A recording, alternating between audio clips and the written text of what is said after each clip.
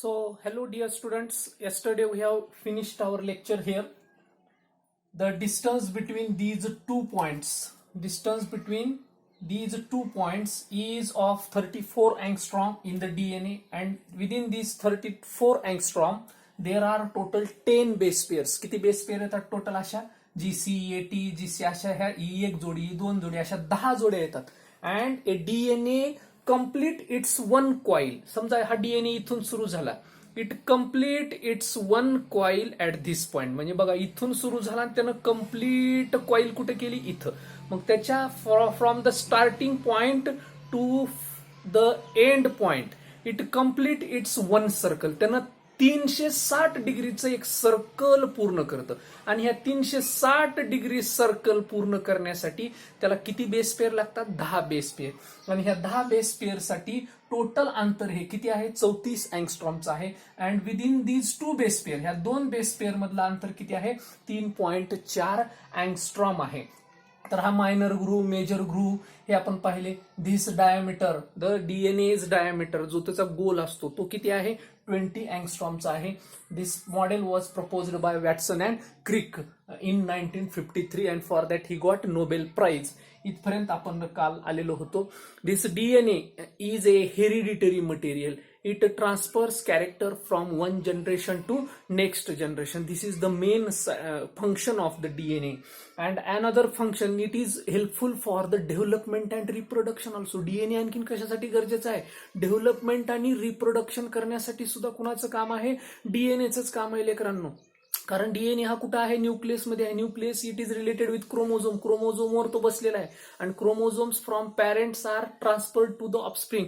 आणि म्हणून डीएनएचं काम सगळ्यात महत्वाचं काय आहे, it is a hereditary material and as well as in during the gamete formation. Gamete formation मध्ये डीएनएचा म्हणजेच क्रोमोझोमचा हाफ पार्ट, हॅप्लॉइड गॅमेट जो असतो, क्रोमोझोमचा हॅप्लॉइड पार्ट हा कुणामध्ये जातो, स्पर्म मध्ये जातो. तिकडे फिमेल मधला हॅप्लॉइड पार्ट कुणामध्ये जातो, एग मध्ये जातो. And an haploid gametes combine together with their chromosome material. त्यांचं जे जेनेटिक मटेरियल त्याच्यासोबत तो कंबाईन होतो आणि नवीन एक डिप्लॉइड ऑर्गॅनिझम तयार होतो. आणि म्हणून डीएनएचं सुद्धा काम कशासाठी आहे, डेव्हलपमेंटमध्ये सुद्धा आहे आणि रिप्रोडक्शन मध्ये सुद्धा आहे.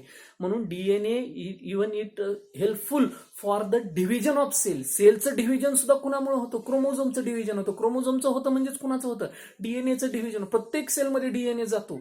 म्हणजे तिथं डेव्हलपमेंट सुद्धा मध्ये सुद्धा डीएनएचं काम आहे, रिप्रोडक्शन मध्ये सुद्धा डीएनएचं काम आहे.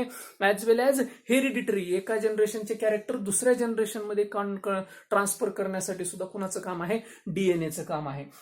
तर हे होतं कुणाबद्दल, डीएनए बद्दल. नेक्स्ट दुसरा जो आहे आपण, adenine always combines with thymine and guanine always combines with cytosine. म्हणजे तुम्ही इकडचे जर बेस बघितलात, these are purine bases and these are the pyrimidine bases.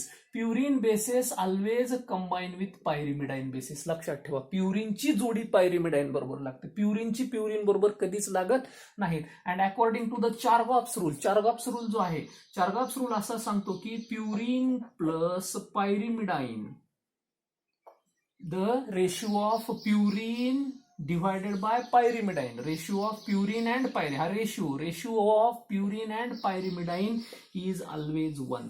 तो आपल्याला तिथं बायोलॉजी मध्ये शिकायचा आहे. So this is the Chargaff's rule. हा चार्गॉप्स रूल आहे, लक्षात ठेवा. Now the next part of the genetic material, that is RNA. RNA is present in the nucleus as well as cytoplasm. RNA nucleus मध्ये सुद्धा असतो आणि cytoplasm मध्ये. RNA is of 2 types, non-genetic RNA and genetic RNA.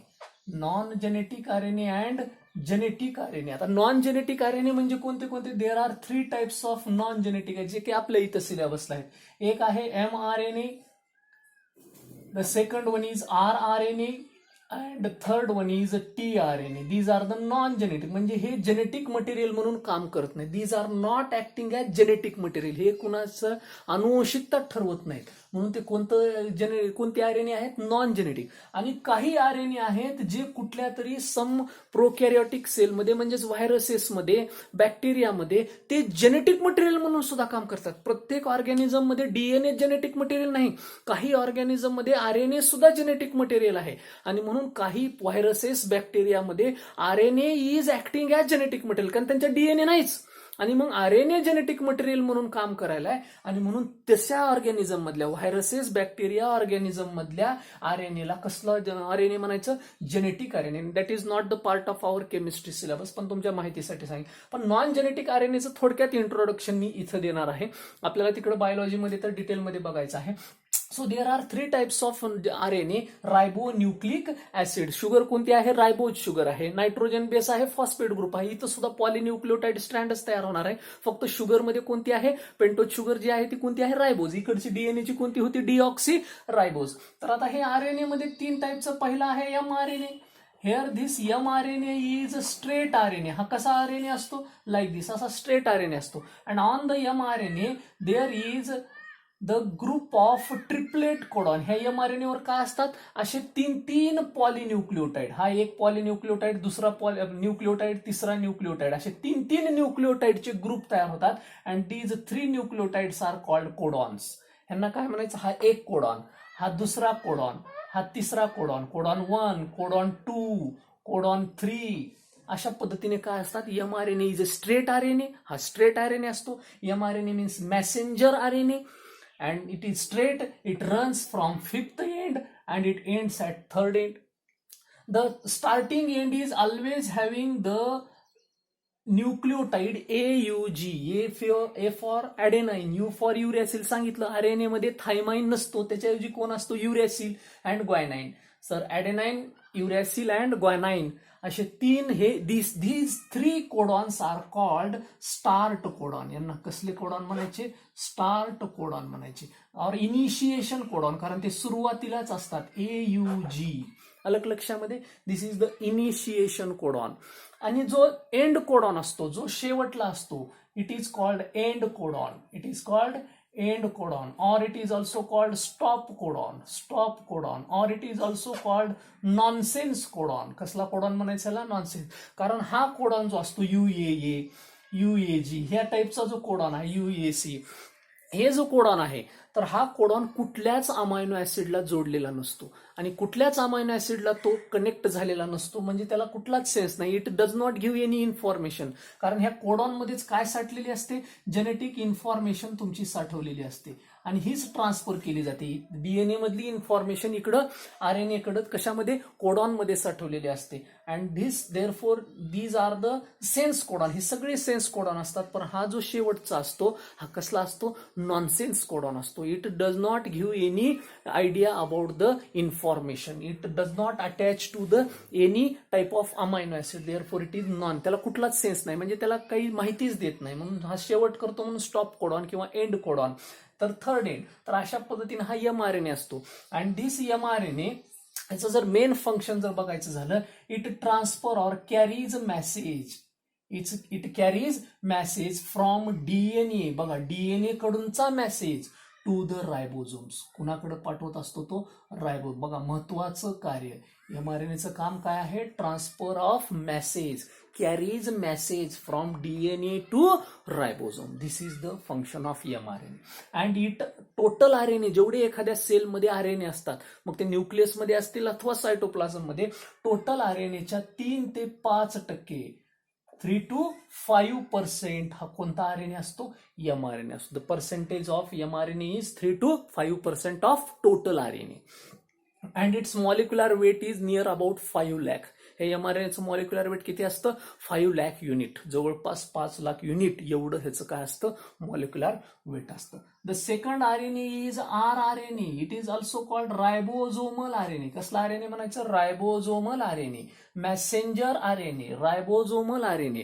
It is also सगळे RNA single standard आहेत. DNA double standard आहेत. लक्षात ठेवा, DNA is double helix structure, double standard structure.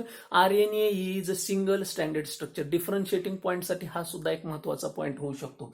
Now this RNA actually it is single standard but it coils over each other. तो काय करतो? तोच strand फिरून फिरून तिथंच फोल्डिंग होते त्यांची. And it forms double helix. असा तो डबल हेलिक्स सारखा दिसतो. ऍक्च्युली हा ह्याचा जर धागा जर त्याचा एंड पॉईंट जर सुरू केला, स्टार्ट पॉईंट पासून एंड पॉईंट, किती पॉईंट आहे?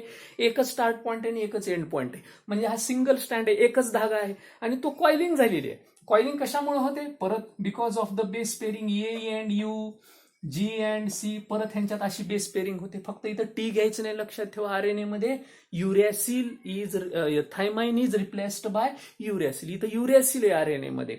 हा लक्षात घ्या. नायट्रोजन बेस कोणता घ्यायचा? युरॅसिल. तर this is the ribosomal RNA. आता हा रायबोझोमल आरएनए काय करतो? It provides binding site. ह्याचं काय काम आहे? It provides binding site. तो स्वतःची जागा देतो. कुणाला? For attachment of mRNA. Binding site to mRNA. MRNA जो मेसेज घेऊन यायला आहे कुठून? डीएनए कडून रायबोझोमकडे. रायबोझोम कुणावर आहेत? आरआरएनए वर आहेत. प्रोटीन सिंथेसिस सुद्धा इथंच व्हायले. आरआरएनए वर काय व्हायले? Protein synthesis. ऍक्च्युली एमआरएनएचा स्ट्रँड वापरला जाते, पण आरआरएनए वरचे रायबोझोम्स प्रोटीन सिंथेसिस मध्ये भाग घेतात. म्हणून रायबोझोम्स तुमच्या एमआरएनए वर येत असतात. आणि रायबोझोम एमआरएनए वर आणत असताना ते रायबोझोम कुठले आहेत? आरआरएनएचे. आणि म्हणून आरआरएनएला एमआरएनएला बाइंड करण्यासाठी आरआरएनए स्वतःची काय करतो? जागा देतो. बाइंडिंग साईट देतो. अटॅच व्हायला एमआरएनए हे आरआरएनएला जाऊन अटॅच होतो. त्याच्यावरचा रायबोझोम्स घेतो. आणि म्हणून बाइंडिंग साईट प्रोव्हाइड करण्याचं काम कुणाला? एमआरएनएला. कोण देतो? आरआरएनए. रायबोझोमल आरएनए स्वतःची जागा एमआरएनएला बाइंड होण्यासाठी देतो. कारण आरआरएनए वर रायबोझोम्स असतात. म्हणजे इनडायरेक्टली प्रोटीन सिंथेसिस मध्ये महत्वाचं काम कुणाचं आहे? आरआरएनएचं सुद्धा आहे. तर हे एक महत्वाचं काम तुम्हाला तिथं लक्षात ठेवावं लागेल. प्रोटीन सिंथेसिस सुद्धा आणि binding site is provided to mRNA. एमआरएनएला स्वतःची जागा देण्याचं काम अटॅच होण्यासाठी कोण देतो? आरआरएनए देतो. It also runs from fifth end to third end. ह्याचं सुद्धा रनिंग काय आहे? Fifth end to third end. एक साईड जर फिफ्थ एंड असेल तर खालची साईड कोणती असेल? Third end. फिफ्थ एंडचाही ओएच रिकामा आणि थर्ड एंडचाही ओएच रिकामा. आणि हेच ओएच नंतर फॉस्फेट ग्रुपला अटॅच होऊन काय तयार करतात? पॉलिन्यूक्लियोटाइड स्ट्रँड तयार करतात. This rRNA is near about 80% of total RNA. Total आरएनएच्या जवळपास ह्याचं किती असतं? 80% जवळपास कोण असतात? हे आरआरएनए असतात. अलग लक्षामध्ये. म्हणजे सगळ्यात जास्त प्रमाण कुणाचं आहे? रायबोझोमल आरएनएचं आहे एखाद्या सेलमध्ये. So this is all about the rRNA. And third RNA सगळी शॉर्ट मध्ये माहिती तुम्हाला सांगाले. Next one is tRNA. दुसरा आरएनए कोणता आहे? टीआरएनए. आता टीआरएनए मीन्स ह्याच्या नावातच आहे. T means transport RNA. हा काय करतो? ट्रान्सपोर्ट करण्याचं काम करतो. आता ह्या ट्रान्सपोर्टमध्ये नेमकं काय? There are 2 types of tRNA. म्हणजे टीआरएनएचे 2 मॉडेल आहेत. एक आहे clover leaf model. Clover leaf model. आणि दुसरा आहे हेअर पिन मॉडेल. एक आहे क्लोवर लीफ मॉडेल आणि दुसरा आहे hair pin model. Hair pin म्हणजे जशी आपली केसाची पिन असते, लाईक धिस.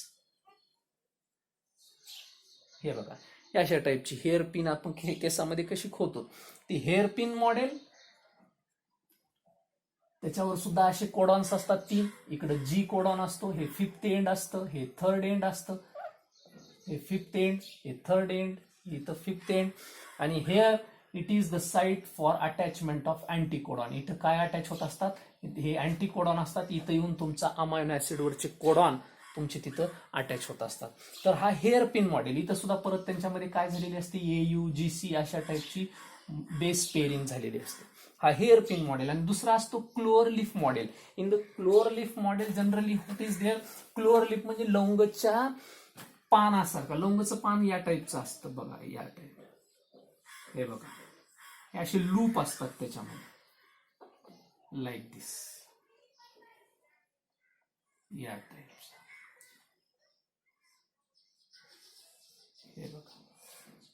परत इथं तुमचा CAA, आपलं CCA किंवा ACC. आणि हे फिफ्थ एंड, हे थर्ड एंड. फिफ्थ एंडला G. कोणता बेस असतो? Nitrogen base, guanine. इथं ॲडेनाईन, सायटोसाईन. हे थर्ड एंड असतं तुमचं. तर अशा पद्धतीनं दिस इज DHU लूप. हा कोणता लूप असतो? DHU loop. This is T-Cy-C loop. हा ह्या लूपचं नाव काय आहे? T-Cy-C loop. This is the middle loop. हा कोणता लूप असतो? Middle loop. This is the side arm. ही एक साईड आर्म असते अशा टाईपमध्ये. म्हणजे जणू काही 3 पानं, जसे क्लोअर लीफ लवंगाचे पानं असे 3 असतात, तसं 3 पानं एकमेकाला जोडल्यासारखे असे लूप असतात. हा सुद्धा सिंगल स्टँडर्ड आहे बघा. फिफ्थ एंड करून सुरू झाला, स्वतःला त्यानं लूप तयार केला, परत स्ट्रेट झाला, परत लूप तयार केला, परत स्ट्रेट, परत साईड आर्म, परत स्ट्रेट, परत लूप, परत स्ट्रेट. म्हणजे fifth end to it is also single standard. ह्याच्यावर सुद्धा असे कोडॉन्स आणि अँटी कोडॉन्स अटॅच होण्यासाठी हे बघा अशा टाईपचे काय असतात तिथं साईट्स असतात. कोडॉन अँटी कोडॉनला अटॅच होण्यासाठी. बायोलॉजीचा तो सेक्शन आहे, त्याच्या डीपमध्ये मला इथं जायचं नाही. आपण बायोलॉजीमध्ये डिटेलमध्ये ते बघणारच आहोत. तर हा टी साय सी हा मिडल लूप आणि हा डीएचयू लूप. तर अशा पद्धतीने हे कोणता असतो, ट्रान्सपोर्ट आरएनए और टीआरएनए. टीआरएनए काय करतो, ट्रान्सपोर्ट करायला, काय करायला, मेसेज ट्रान्सपोर्ट. इट कॅरीज काय काय कॅरी करतो, ह्या जो एसीसी एंड आहे, ह्या एसीसी एंडला तो पर्टिक्युलर अमायनो ऍसिडला जॉईन करतो. लक्षात घ्या, ट्रान्सपोर्ट आरएनएचं काय काम आहे. Transport RNA attach particular amino acid to that ACC end. या एसीसी एंडला म्हणजे थर्ड एंडला एक अमायनो ऍसिड जॉईन करतो आणि तो टीआरएनए इथल्या किंवा ह्याला, मग हेअरपिन असेल किंवा तुमचा क्लोअरलीफ मॉडेल, कुठलाही मॉडेल, तर इथल्या एंडला, ह्या एसीसी एंडला किंवा ह्या एसीसी एंडला अमायनो ऍसिड अटॅच करतो आणि त्या अमायनो ऍसिडला घेऊन तुमच्या कुणाकडे येतो, रायबोझोम्सकडे येतो आणि रायबोझोम्सला आणून देतो. रायबोझोम्स कुणावर आहेत, आरआरएनएवर आहेत. तर त्या रायबोझोम आरआरएनएवर आहेत म्हणून ह्याला रायबोझोमल आरएनए म्हटले. रायबोझोम्स काय आहेत काय नाही आपण बायोलॉजीमध्ये डिटेल बघूयात. तर अमायनो ऍसिडला रायबोझोम्सकडे ट्रान्सपोर्ट करण्याचं काम कोण करतो, tRNA. Therefore, it is a transport RNA.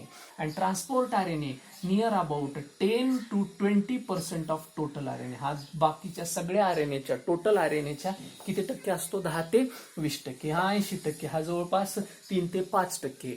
तर अशा पद्धतीने हे आरएनए आहेत. तर RNA as well as DNA, these are acting as a nucleic acids, hereditary material and protein synthesis. Protein जर झालं नाही तर लेकरांनो सजीवांची वाढच होणार नाही. म्हणून प्रोटीन सिंथेसिससाठी महत्वाचा रोल जर कोणाचा आहे तर आरएनएचा, रायबोज न्यूक्लिक ऍसिडचा. आणि हेरिडिटरी मटेरियल म्हणून डेव्हलपमेंटसाठी, रिप्रोडक्शनसाठी सुद्धा ह्या दोन्ही न्यूक्लिक ऍसिडचं तितकंच काय आहे, महत्व आहे. आता आपण कोरोना व्हायरस बद्दल बोलायचं. कोरोना व्हायरस कसा असतो तुम्हाला माहिती आहे. At the centre there is genetic material, generally RNA. RNA सेंटरला असतो आणि त्याच्यावर प्रोटीनचं कोटिंग असतं. We have seen in the 11th बायोलॉजीच्या आपण 11वीच्या एका पहिल्याच टॉपिकमध्ये आपण पाहिलेलं आहे. तर व्हायरसमध्ये जसा आरएनए सेंटरला आणि वर प्रोटीन कोटिंग असतं. म्हणजे प्रोटीन हा सजीवांचा सगळ्यात महत्वाचा भाग आहे लेकरांनो. प्रोटीन शिवाय सजीवांची वाढच नाही आणि म्हणून प्रोटीन तयार करण्याचं काम ह्या आरएनएचं आहे. तर अशा पद्धतीने हे nucleic acids, DNA and RNA. आता डिफरन्शिएटिंग पॉईंट जर तुम्हाला डीएनए आरएनएची जर बघायची झाली तर काय प्रॉब्लेम काय आहे. इकडे रायबोज शुगर कोणती आहे, डीऑक्सी रायबोज आहे. इकडे रायबोज शुगर आहे. हा न्यूक्लियस मध्ये आहे, हा न्यूक्लियस प्लस सायटोप्लाझम मध्ये आहे. इकडे युरॅसिल आहे, इकडे थायमाइन आहे. इकडे थायमाइन नाही, इकडे युरॅसिल नाही. अलग लक्षामध्ये. हा प्रोटीन सिंथेसिससाठी महत्वाचा आहे, हा हेरिडिटरी म्हणून मटेरियल म्हणून महत्वाचा आहे. Means we can give it is double helix, it is single helix, म्हणजे single stranded, it is double stranded. अलग लक्षामध्ये. इकडे तुमचा एटी पेअरिंग आहे, इकडे एयू पेअरिंग आहे. म्हणजे असे नंबर ऑफ डीएनए आणि आरएनएचे डिफरन्शिएटिंग करणारे points I have given in the notes, you can see there. कारण हेच आपण पूर्ण डिटेलमध्ये घेतल्यामुळे तुम्हाला ते डिफरन्शिएटिंग पॉईंट एकदम व्यवस्थित कळणार आहेत. त्याच्यामुळे त्याचा काही प्रॉब्लेम नाही. So this is all about the nucleic acids. Nucleic acids are the polymers made up of nucleotides. When number of nucleotides join together, जसं की माळामधले मणी, मग माळातला एक मणी म्हणजे एक न्यूक्लिओटाइड, असे number of nucleotide with the help of phosphate group म्हणजेच फॉस्फोडायस्टर लिंकेजनं ज्यावेळेस अनेक न्यूक्लिओटाइड एकमेकाला जॉईन होतात, एक पॉलिमर तयार होतो. अनेक न्यूक्लिओटाइड, एक न्यूक्लिओटाइड म्हणजे मोनोमर, दुसरा न्यूक्लिओटाइड म्हणजे दुसरा मोनोमर, असे अनेक मोनोमर एकत्र येऊन काय बनायला, पॉलिमर. आणि असा polymer which is made up of nucleotides, the polymer which is made up of nucleotides, which is helpful for heredity and development and reproduction of organism, that is called nucleic acid. And this nucleic acid is a major important part of the nucleus, and this is all about the nucleus. Just try to understand the concept. हे तुम्हाला लक्षात ठेवावं लागणार आहे. Conceptually थोडंसं काही महत्वाचे part लक्षात ठेवा, ह्याचा सराव करा जेणेकरून तुम्हाला अभ्यास करायला सोपं जाईल. एकच पार्ट आता या बायोमॉलिक्युल्स मधला राहिलेला आहे, दॅट इज हार्मोन्स. तो hormones in the next video we shall discuss the hormones. आणि ह्याचा व्यवस्थित सराव करा and take care of yourself, because the corona situation is becoming day by day very drastic condition होत आहे. त्यामुळे तुमचीही काळजी घ्या. Thank you guys.